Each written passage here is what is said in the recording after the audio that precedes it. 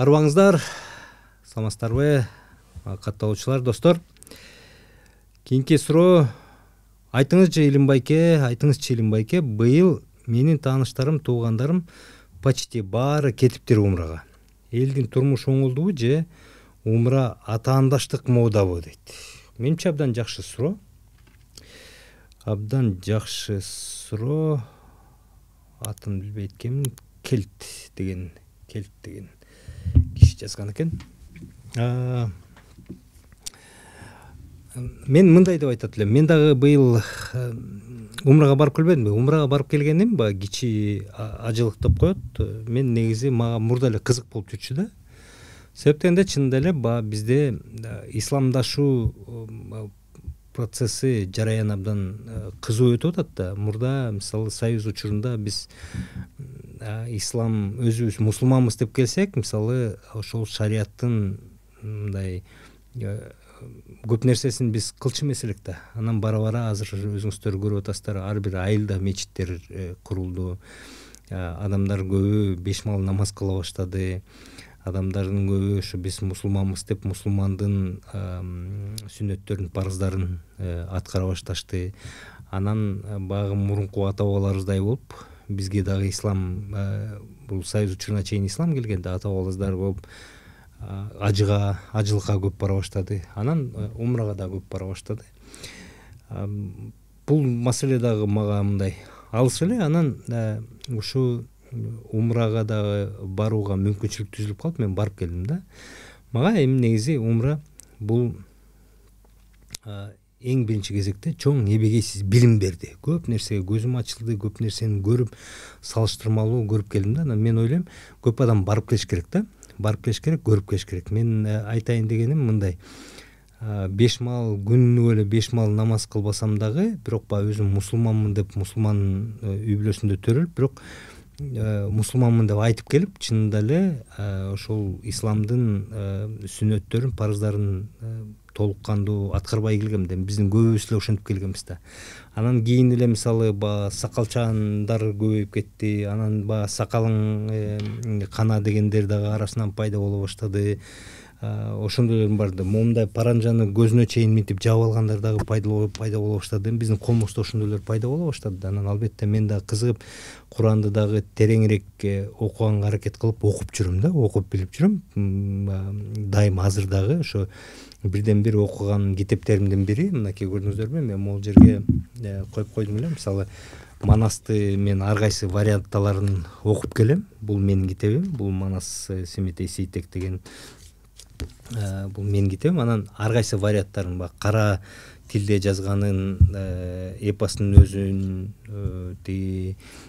Сагынбай атабыздын, Саякбай атабыздын варианттарында окуп салыштырып келем да. Ошонун арасында, ушул китептердин арасында мен жакшы көргөн, окуп билген китептердин арасында ошо хадистер бар, комментарийлер бар, Куран өзү бар, ошолерди окуп келем да. Анан эми чынында эле сиз абдан жакшы айтып атасыз. Бир чети мен ойлойм, баардыгы эле, мисалы мен барганда дагы көбү мынтип айтып атты да, илимдин барганына, мунун өзүнүн ниетине ишенбейм.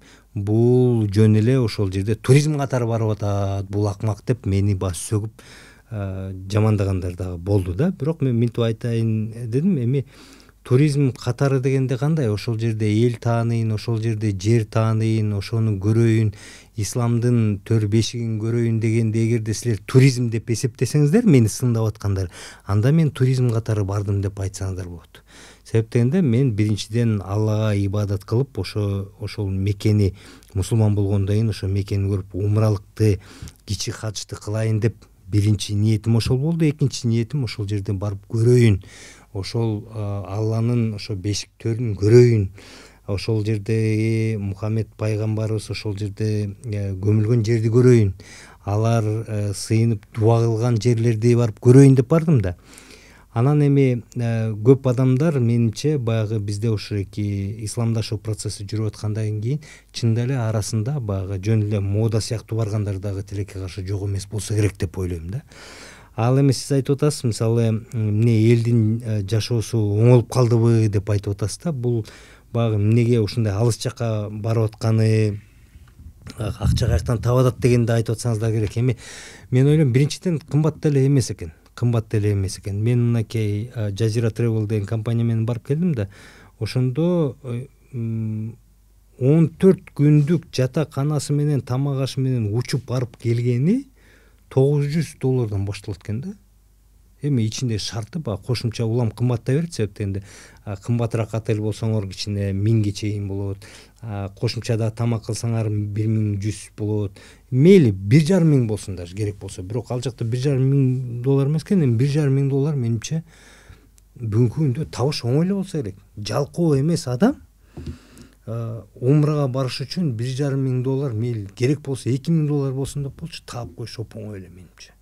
А бирок мисалы умраны болсо бул мусулмандар бул эме да, бул ошо барыш керек. Бул деген ар бир мусулмандын бул милдети, ошонун парзы, сүннөттөрү бар.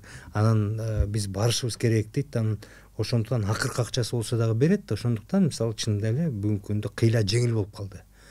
100 000 деген адамдарга чейин бизде жыл сайын ошо умрага барышат экен, чоң ажылыкка да барышат экен, көп адамдар барышат экен да. Анан мен барып келгенден мен минтип калдым, барыш керек экен деп. Себептен мындай болуп калды. Мен көрдүм да, барып көрдүм дагы. Анан мисалы көп мага билим булактары ачылды. Ошонун эң негизгилеринин бири мындай болду. Мен түшүнгөнүм мындай болду. Биздеги ислам менен исламдын бешик төрү болгон жер, Меккедеги ислам айырмаланып турат экен.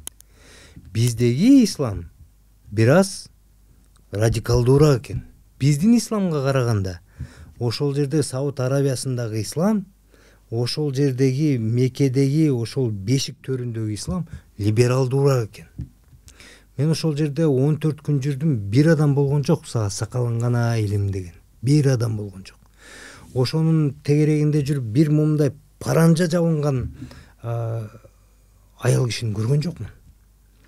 Бизде паранжа жабынган көчөдө керек болсо Бишкекте деле жүрбөйбү. Ошто түштүк тараптарда андан да көп. Жанагы өзбек махаллаларына кирсең баары эле момундай көзүнө чейин жаап алган экен. Тигил жакта Сауд Арабиясында жок экен да. Кээде эле чанда кезигет да.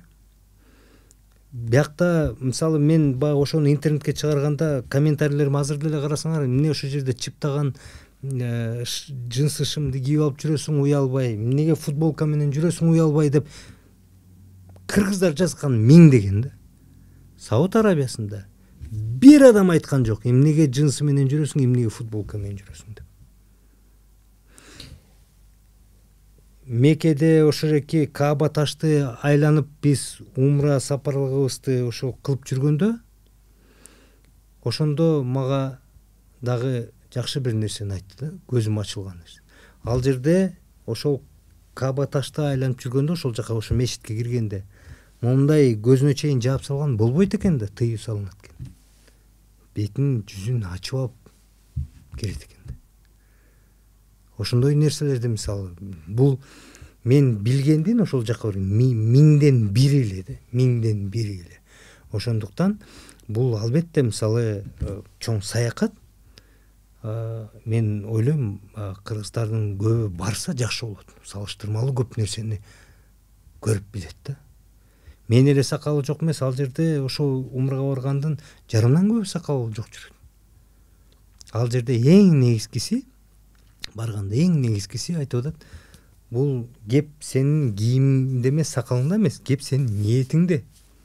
Аллахка болгон ниетиңде деп, жүрөгүңдө деп айтат экен. Ошондуктан мен ойлойм, эми баягы ниет кылып жүрөгү менен баргандар дагы болсо керек, бирок арасында ошо атаандаштык, мода кылып, мен мына умрага барып келгем дегендер дагы жок болбосо керек да, тилекке каршы.